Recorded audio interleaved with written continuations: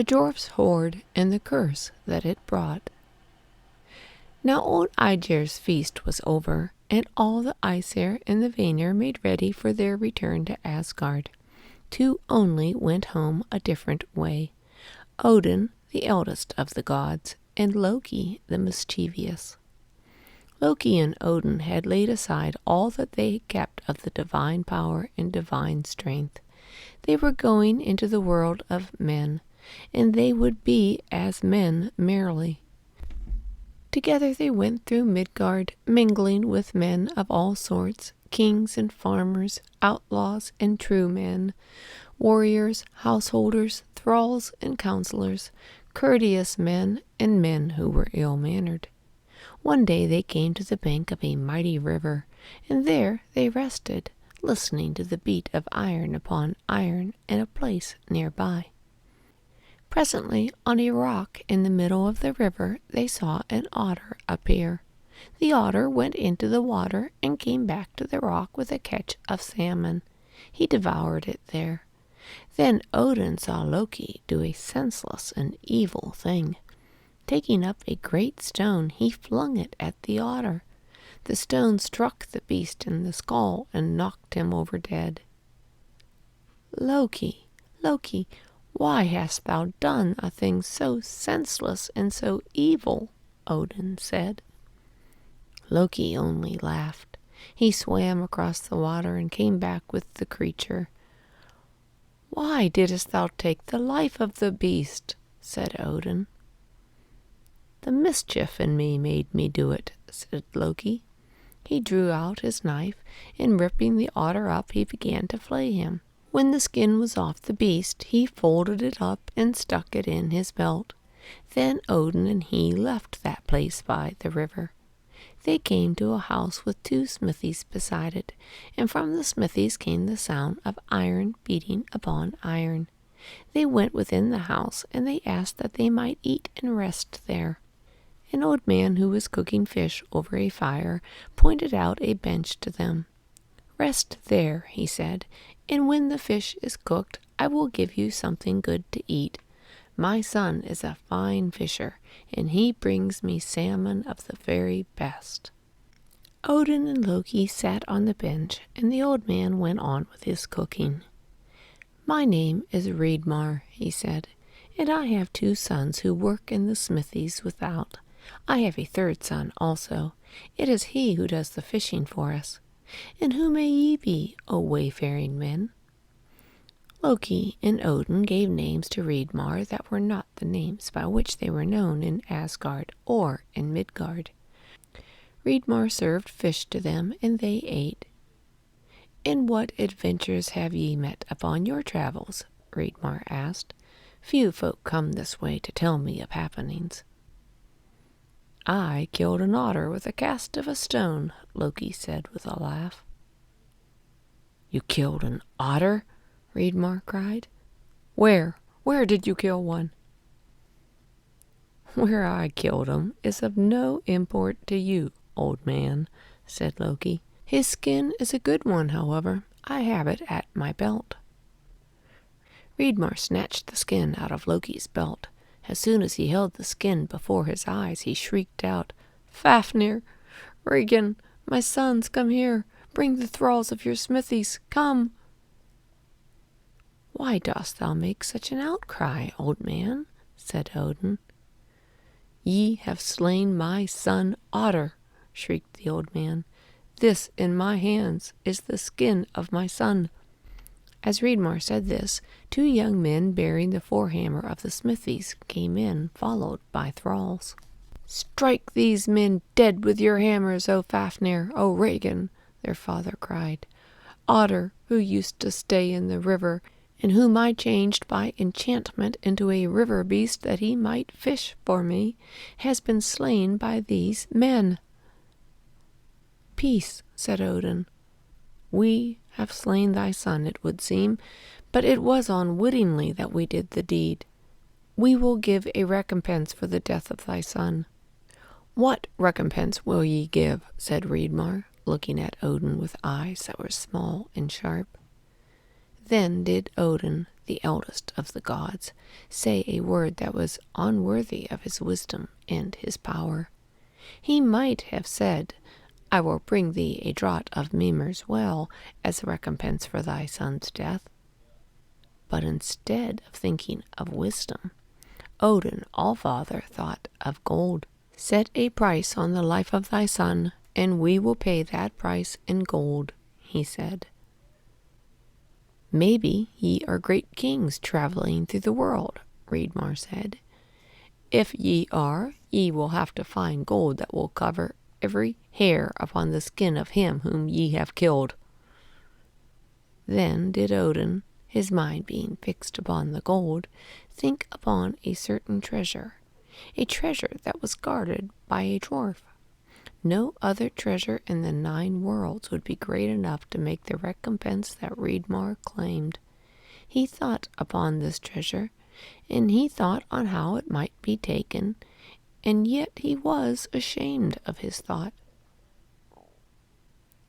Dost thou, Loki, know of Andvari's hoard? He said. I know of it, said Loki sharply, and I know where it is hidden. Wilt thou, Odin, win leave for me to fetch Andvari's hoard?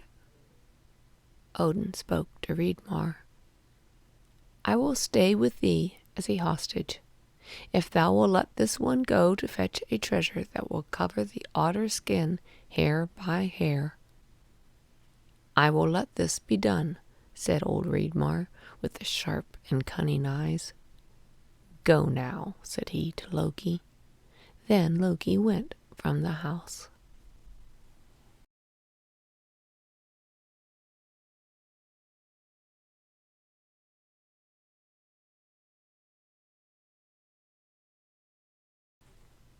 Andvari was a dwarf who in the early days had gained for himself the greatest treasure in the 9 worlds. So that he might guard this treasure unceasingly, he changed himself into a fish, into a pike, and he swam in the river before the cave where the hoard was hidden. All in Asgard knew of the dwarf and of the hoard he guarded, and there was a thought amongst all that this hoard was not to be meddled with, and that some evil was joined to it. But now Odin had given word that it was to be taken from the dwarf. Loki set out for Andvari's cave rejoicingly. He came to the pool before the cave, and he watched for a sight of Andvari. Soon he saw the pike swimming cautiously before the cave. He would have to catch the pike and hold him till the treasure was given for ransom. As he watched, the pike became aware of him. Suddenly he flung himself forward in the water and went speeding downstream. Not with his hands and not with any hook and line could Loki catch that pike. How then could he take him? Only with a net that was woven by magic. Then Loki thought of where he might get such a net.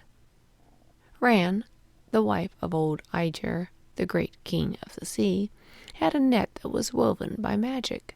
In it she took all that was wrecked on the sea. Loki thought of Ran's net, and he turned and went back to Aegir's hall to ask for the queen.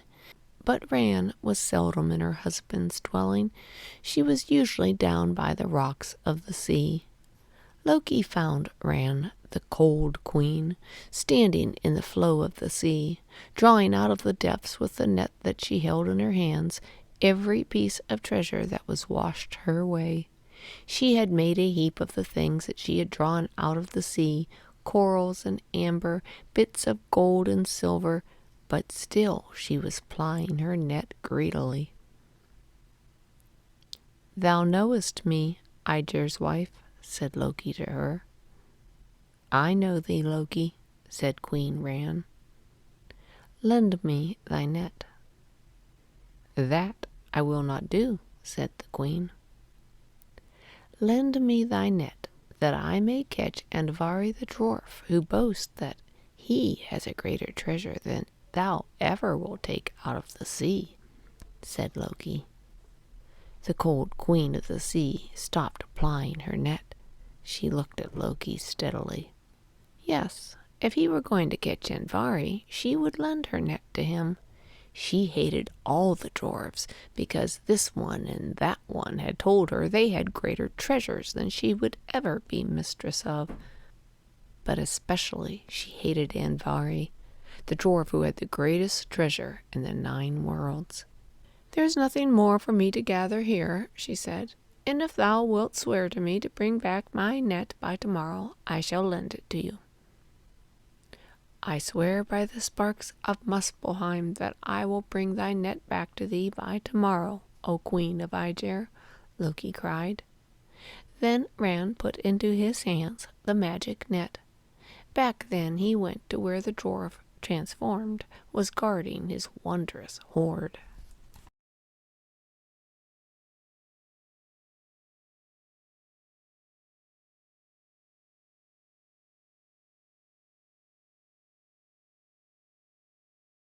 Dark was the pool in which Andvari floated as a pike. Dark it was, but to him it was all golden with the light of his wondrous treasure. For the sake of this hoard he had given up his companionship with the dwarfs and his delight in making and shaping the things of their workmanship.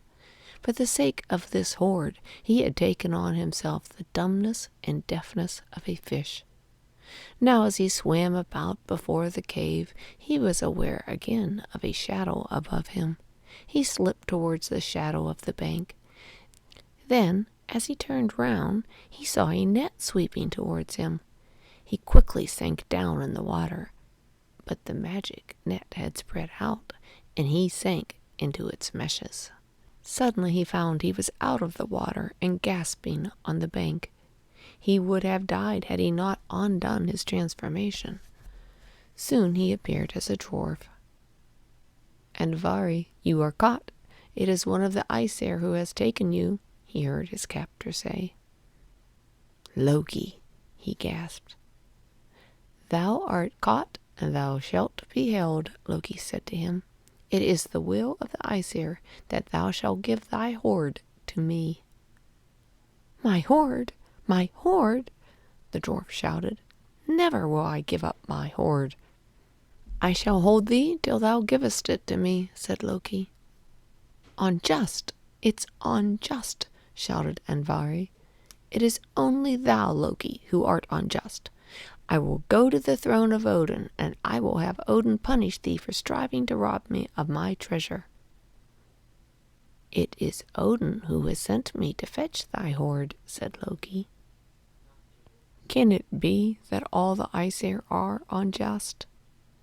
"Ah, yes. In the beginning of things they cheated the giant who built the wall round their city. The Aesir are unjust." Loki had Andvari in his power, and after the dwarf raged against him and defied him, he tormented him, and at last, trembling with rage and with his face covered with tears, Andvari took Loki into his cavern, and turning a rock aside, showed him the mass of gold and gems that was his hoard. At once Loki began to gather into the magic net lumps and ingots and circlets of gold with gems that were rubies and sapphires and emeralds. He saw Andvari snatch at something on the heap, but he made no sign of marking it. At last all was gathered into the net, and Loki stood ready to bear the dwarf's hoard away. "There is one thing more to be given," said Loki. "The ring that you, Andvari, snatched from the heap." "I snatched nothing," said the dwarf. But he shook with anger, and his teeth gnashed together, and froth came on his lips. "I snatched nothing from the heap."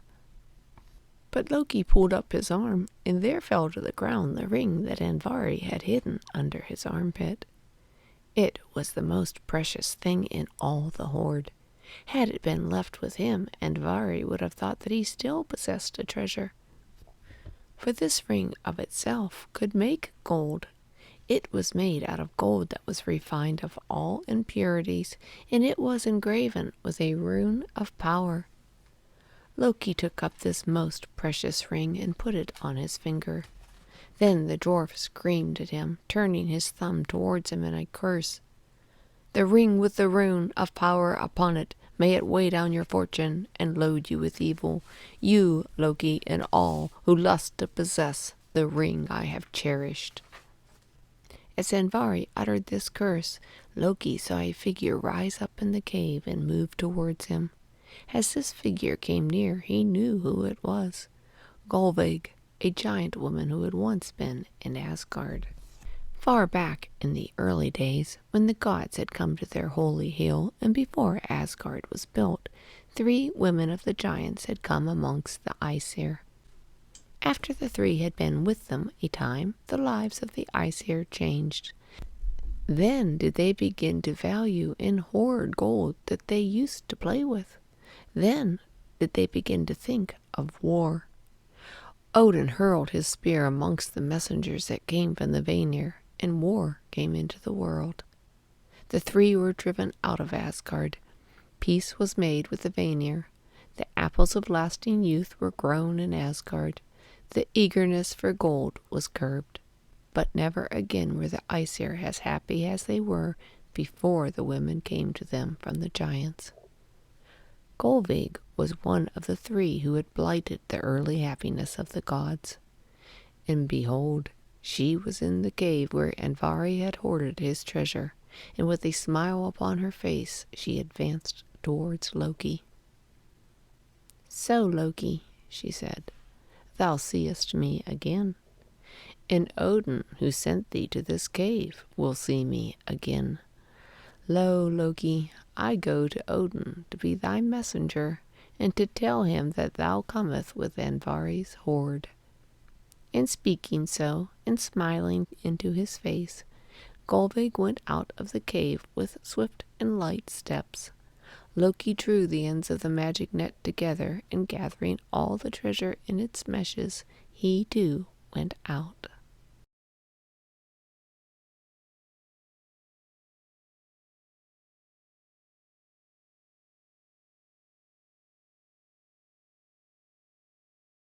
Odin, the eldest of the gods, stood leaning on his spear and looking at the skin of the otter that was spread out before him. Suddenly one came into the dwelling swiftly. Odin looked and saw that she who had come in on such swift glad feet was Gullveig, who had once with her 2 companions troubled the happiness of the gods. Odin raised his spear to cast it at her. "Lay down thy spear, Odin," she said. "I dwelt for long in the dwarf's cave, but thy word unloosed me, and the curse said over Andvari's ring has sent me here. Lay thy spear down, and look on me, O eldest of the gods. Thou didst cast me out of Asgard, but thy word has brought me back to thee. And if ye two, Odin and Loki, have bought yourselves free with my gold and may enter Asgard, surely I, Gullveig, am free to enter Asgard also." Odin lowered his spear, sighing deeply. "Surely it is so, Gullveig," he said. "I may not forbid thee to enter Asgard. Would that I would have thought of giving this man Vaesir's mead or Mimir's well water rather than this gold as a recompense."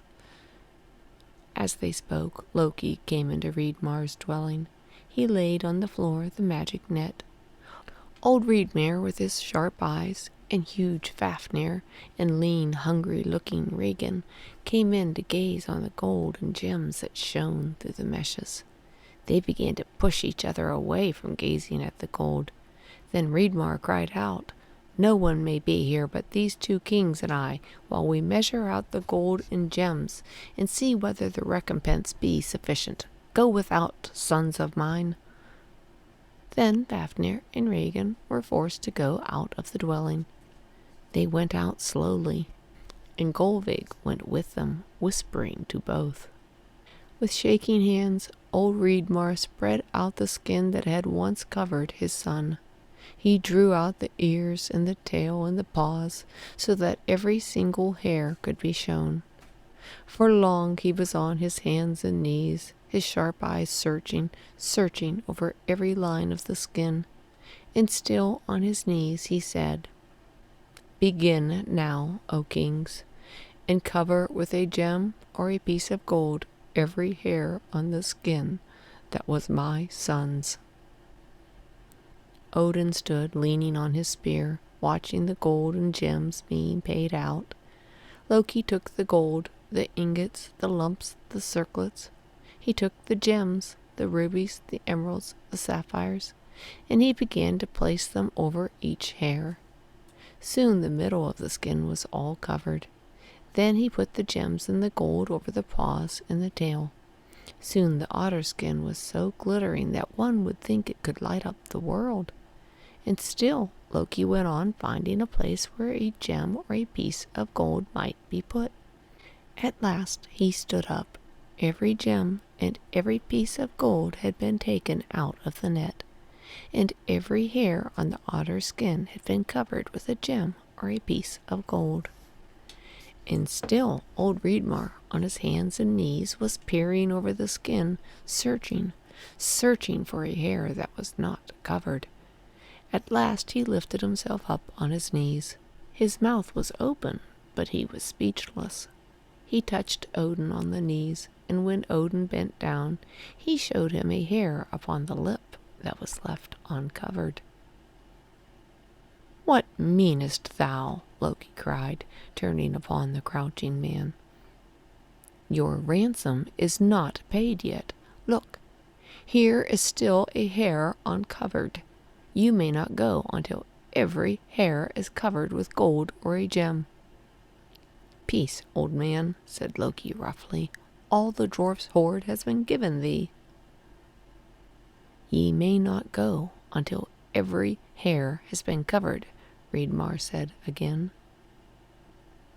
"There is no more gold or gems," Loki answered.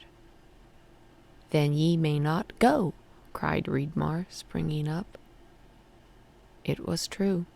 Odin and Loki might not leave that dwelling until the recompense they had agreed to was paid in full. Where now would the Aesir go for gold? And then Odin saw the gleam of gold on Loki's finger. It was the ring he had forced from Andvari. "Thy finger ring," said Odin. "Put thy finger ring over the hair on the otter's skin." Loki took off the ring that was engraved with the rune of power, and he put it on the lip hair of the otter's skin. Then Riedmar clapped his hands and screamed aloud. Huge Fafnir and lean and hungry-looking Regin came in, and Gullveig came behind them. They stood around the skin of the son and the brother that was glittering with gold and gems. But they looked at each other more than they looked on the glittering mass, and very deadly were the looks that Fafnir and Regin cast upon their father and each other.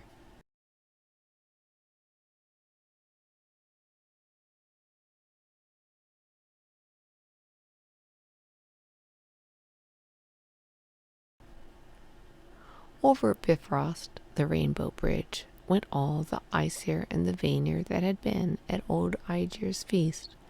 Frey and Freya, Frigga, Iduna, Sif, Tyr with his sword, and Thor in his chariot drawn by the goats. Loki came behind them, and behind them came Odin, the father of the gods. He went slowly with his head bent, for he knew that an unwelcome one was following, Gullveig, who had once been cast out of Asgard, and whose return now the gods might not gainsay.